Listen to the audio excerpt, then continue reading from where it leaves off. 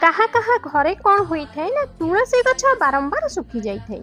जेते तुलसी गछ आनिक लगाइबे पुणी से तुलसी गछ सुखी जाए तो यार कारण कि आपण घरे किए किसी विद्या करुचे आपण उपरे तो एथिपाई आपण घर तुलसी गछ बारंबार सुखी जाउची तो एथिपाई चिंता करंतु नै आसंतु कौन करिवे जानिबा किंतु जानिबा पूर्व हे माता तुलसी देवी जे भी आपनकर एही वीडियो को लाइक चैनल को सब्सक्राइब करी कमेंट सेक्शन में जय माता तुलसी लिखिबे तांको घर को सुख शांति रे भरी देबे। जदि आपनको घरे तुलसी गछ अछि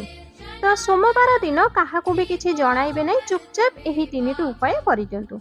जदि कोनोसे भी खराब शक्ति बा नजर दोष जेते भी मारात्मक होई थाउ किंतु से आपनकर किछि भी क्षति करि परिबो नाही। आपण सबुबळे खराब नजर सुरक्षित रहिबे एवं आपनको घरे सुख समृद्धि निरंतर बनी रहिबो। तो प्रथम उपाय सकाळ स्नान सारी तुलसी माता सामने ठिया